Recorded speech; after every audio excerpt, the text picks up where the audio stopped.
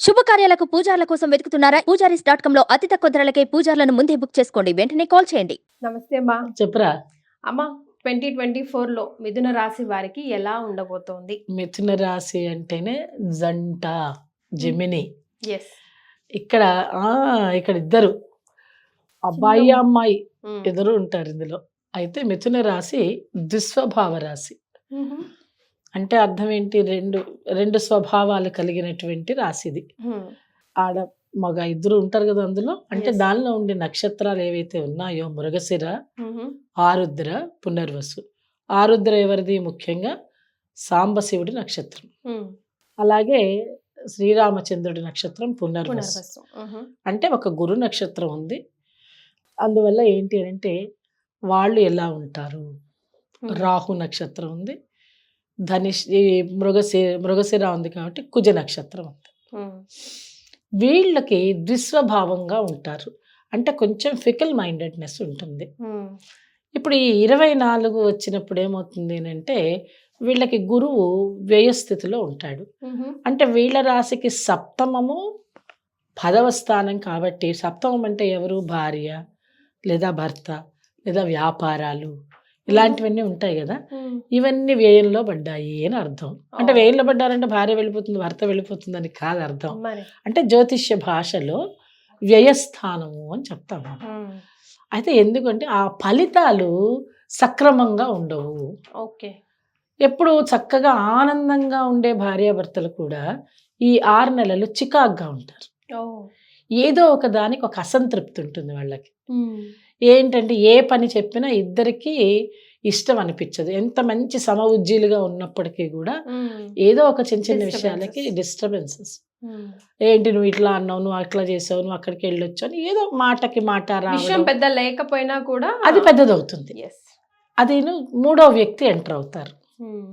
ఆ third person enter అయిపోయినప్పుడు వీళ్ళ మధ్యలో గొడవలు ఎక్కువగా అవుతాయి. కాబట్టి వాళ్ళు జాగ్రత్తగా ఉండాలి.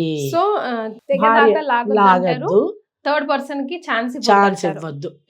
మిథున రాశి వాళ్ళు జాగ్రత్తగా ఉండాలి. ఆ తర్వాత ఏంటి అని అంటే వీళ్ళకి ఎప్పుడైతే వాళ్ళకి 10వ ఇంట్లో రాహు ఉన్నాడో ఉద్యోగరీత్యా బయటికి వెళ్ళాలని, విదేశాలకి షార్ట్ పీరియడ్ వెళ్ళొచ్చు. స్టూడెంట్స్ ఎవరైనా వీసాలు అప్లై చేసుకునే పిల్లలు ఉంటారనుకోండి, ఎప్పటి నుంచి ఒకసారి 2 సార్లు ఫెయిల్, తర్వాత ఇప్పుడు అప్లై చేసుకుంటే వీళ్ళకి కొంచెం ఆశ కలుగుతుంది. కాబట్టి కొంచెం ఒక హోప్ వస్తుంది. తర్వాత కోర్టు వ్యవహారాల్లో పెద్ద అనుకూలత ఉండదు. ఏదైనా ఉన్నాయనుకోండి, ఏదైనా భూమికి సంబంధించిన తగాదాలు అవి ఉంటే కొన్ని రోజులు ఆపుకుంటే మంచిది. ఎందుకంటే ఈ ఇబ్బందులు ఎక్కువ అవుతాయి. ఏదో జరిగినప్పుడు జరుగుతుందిలే, మనం ఎందుకు తొందరపడ్డాం, కోర్టులో ఎప్పుడు వస్తే అప్పుడు వాయిదాలు పడుతున్నాయి అంటే పడనియ్యి, ఇబ్బంది పడకూడదు మనం. అట్లాగే ఇంకా సొంత వ్యాపారాలు చేసుకునే వాళ్ళు ఉంటారనుకున్నాం. సొంత వ్యాపారాలు చేసుకునే వాళ్ళు పెట్టుబడి పెట్టుకోవచ్చు. కానీ పెట్టుబడి పెట్టినప్పుడు ఏమవుతుందనంటే సప్తమం కాస్త ఇబ్బంది పెడుతుంది. కాబట్టి వాళ్ళ ఇంట్లో ఉండేటువంటి వాళ్ళ శ్రీమతి పేరు మీద పెట్టే కన్నా కొంతమంది ఏం చేస్తారంటే ఏదైనా బినామీ నేమ్స్లో కానీ, లేదంటే ఇంట్లో ఆడవాళ్ళ పేరు మీద, లేదంటే ఆడవాళ్ళు వ్యాపారం చేయాలంటే మా వారి పేరు పెడదామని అట్లా అనుకుంటే అలా చెయ్యకూడదు. హస్బెండ్ వైఫ్ పేరు మీద కాకుండా ఈ సంవత్సరం రోజులు అలా చెయ్యకండి. ఎవరి పేరు మీదైనా పెట్టుకొని చేసుకోవచ్చు. కొంచెం ఖర్చులు బాగా పెరుగుతాయి, వైద్యపరమైన ఖర్చులు, హెల్త్ ఇష్యూస్ వస్తాయి. కుటుంబ వ్యవస్థ కొంచెం దెబ్బతింటుంది. తర్వాత అనుకున్న పనులు సక్రమంగా నెరవేరవు. పెళ్ళిళ్ళు విఫలం అవుతాయి. మన పెళ్ళిళ్ళు విఫలం అవుతాయి అనగానే ఏంటమ్మా ఇంత పెద్ద స్టేట్మెంట్ ఇచ్చారు మీరు అని అనుకోవచ్చు నువ్వు వెంటనే. అంటే అన్ని పాయింట్స్ అలాగే వస్తున్నాయి. అది లాస్ట్ లో పరిహారాల దగ్గర అడుగుదాం. ఎందుకంటే పెళ్ళిళ్ళు విఫలం అవుతాయంటే ఎప్పటి నుంచో అనుకుంటున్నా. కొన్ని చూడమ్మా పెళ్ళిళ్ళు పీటల మీద దాకా వచ్చాక ఆగిపోతాయి. ఇష్టం లేదనో మరొక ఏదనో ఏదో ఒక చిన్న విషయంలో పోతాయి. ఇక్కడ కూడా ఏమవుతుందంటే వాళ్ళ మానసిక స్థితి సరిగ్గా ఉండదు. కాబట్టి వివాహాలకి ఆటంకాలు జరుగుతాయి. కాబట్టి పెళ్లి సంబంధాలు పిల్లలకి చూసేటప్పుడు కొంత సమయాన్ని తీసుకుంటే మంచిది. ఇది రైట్ టైం కాదంటే ఇది రైట్ టైం కాదు. వస్తాయి సంబంధాలు, వస్తాయి, వచ్చినా కూడా హడావుడి పడకూడదు. ఇంకొకటి మ్యారేజెస్లో ఏంటంటే మన విదేశీ సంబంధాల జోలికి వెళ్ళరాదు. మిథున రాశి వారు అదొక్కటి. బాయ్స్ అండ్ గర్ల్స్ అబ్బాయిలకైనా అమ్మాయిలకైనా జాగ్రత్త వహించడం బెటర్. ఓకే.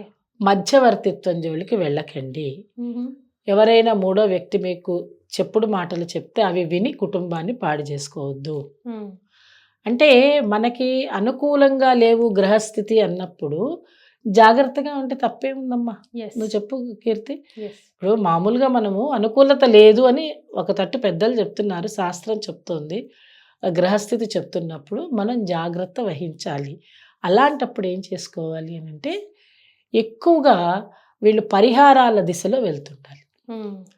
పరిహారాల దిశలో వెళ్ళడం అంటే ఆవు ఉంటుంది కదా, మా గోమాత దగ్గరికి ప్రతిరోజు గుడికి వెళ్ళి పచ్చగడ్డి పెట్టాలి.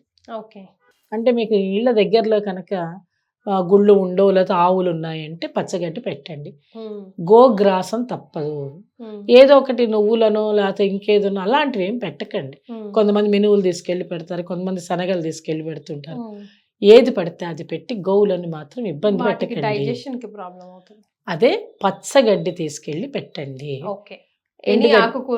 ఏదైనా ఆపోని మీకు పచ్చగడ్డి దొరకలేదు అనుకుందాం, తోటకూర పాలకూర లాంటివి కొని వాటిని శుభ్రం చేసి చక్కగా భగవంతుడు అనుకొని వాటికి నైవేద్యంగా సమర్పణ చేయండి.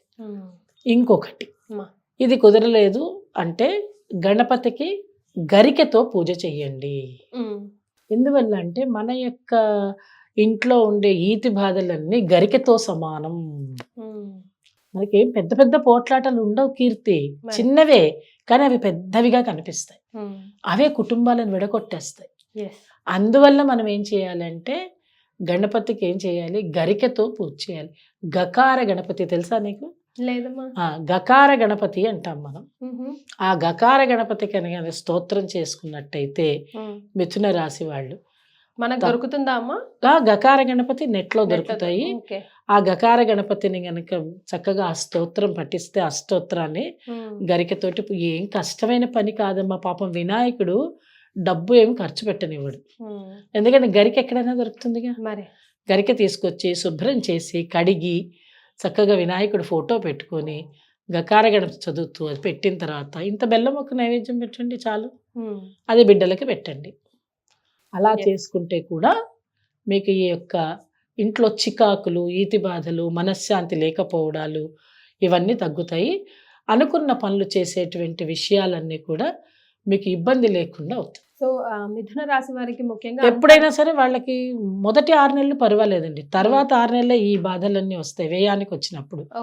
మొదటి 6 నెలలేమో చక్కగా లాభంలో గురుడు ఉంటాడు, సప్తమాధిపతి లాభంలో ఉన్నాడు కాబట్టి అనుకున్న పనులు జరుగుతాయి. కానీ ఎప్పుడైతే అది మొదలు పెట్టిన తర్వాత మళ్ళీ ఇది రెండవ హాఫ్ బాగలేదు కదా, ఈ ఎఫెక్ట్ ఎక్కువగా ఉంటుంది వాళ్ళకి. అందుకు మనం ఈ ఫలితాలని చెప్పేది. ఎప్పుడైనా అవి తెలుసుకోవాలి కాబట్టి అవి జాగ్రత్త పడి మనం ఈ రకంగా చేసుకున్న మొదటి నుంచి ఆ రకంగా చేసుకునే పనులు సవ్యంగా సాగిపోతాయి. Right. So first half time ని బాగా యూటిలైజ్ చేసుకొని సెకండ్ హాఫ్ పరిహారాలని గణపతిని గట్టిగా పట్టుకొని గోమాత పూజ కూడా మీరు చెప్పారు కాబట్టి అది చేస్తే కొంచెం బ్యాలెన్స్డ్ గా వెళ్ళొచ్చు. అందుకని మొదటి నుంచి చేయడం అలవాటు చేసుకోవాలి కీర్తి. అప్పుడేంటి ఇక్కడ జరుగుతుంది, అక్కడ కూడా మనం ఫలితాలని పొందగలుగుతాం. థ్యాంక్ యూ సో మచ్ అమ్మా. నమస్కారం.